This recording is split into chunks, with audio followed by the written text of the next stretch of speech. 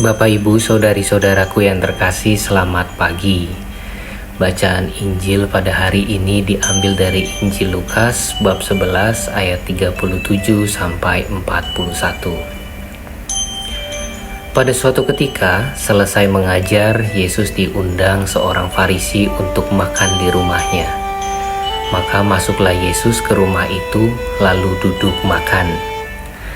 Tetapi orang Farisi itu heran melihat Yesus tidak mencuci tangan sebelum makan.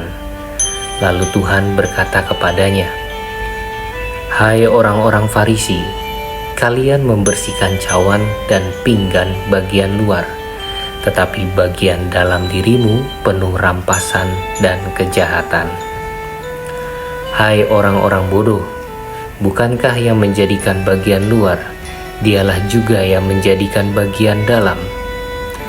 Maka berikanlah isinya sebagai sedekah, dan semuanya akan menjadi bersih bagimu." Demikianlah sabda Tuhan.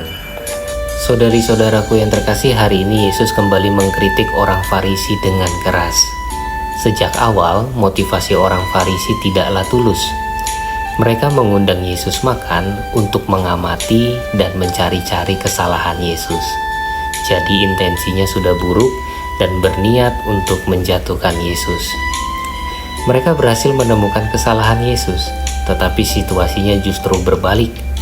Yesus menunjukkan keadaan yang lebih fatal dari penghayatan hidup orang Farisi. Ada beberapa poin yang menjadi fokus perhatian Yesus. Yesus mengingatkan agar kaum Farisi tidak jatuh pada kebutaan rohani yang disebabkan oleh dosa kesombongan. Orang Farisi adalah orang yang ketat terhadap hukum. Mereka merasa tahu banyak hal.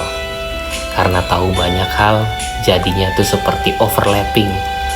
Mereka bertindak seperti bos yang mengawasi dan memberitahukan apa-apa saja yang harus dilakukan tanpa bercermin apakah mereka sendiri juga melakukannya dengan setia. Kerap kali mereka malah menaruh beban pada pundak orang lain.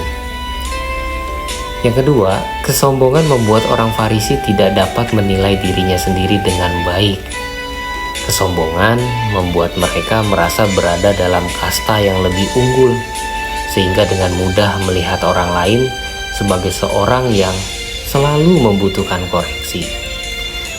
Dan yang terakhir, sebenarnya singkatnya Yesus ingin mengatakan boleh mengoreksi orang lain, tetapi terlebih dahulu kita harus mau mengoreksi diri kita sendiri terlebih dahulu. Dengan demikian, keutamaan kerendahan hati menjadi lapisan terdepan sebelum kita mengoreksi orang lain. Kalau tidak demikian, seseorang bisa jatuh pada yang tadi saya katakan, yaitu bahaya dosa kesombongan. Buah paling konkret dari kerendahan hati adalah kemampuan seseorang untuk mendengarkan sesamanya. Saudari-saudaraku yang terkasih, Yesus mengajak kita semua hari ini untuk membentuk dan mengisi hati kita dengan hal-hal baik. Tidak ada gunanya kita terlihat saleh, tapi ternyata di dalamnya sungguh sangat berantakan. Tanpa hati yang baik, maka tindakan dan perkataan kita akan kosong, dan itu juga merupakan sebuah dosa kesombongan. Percayalah, hanya dari hati yang baik, maka kita juga membawa kebaikan untuk orang lain. Ingat, Tuhan sayang padamu, dan jangan lupa berdoa hari ini.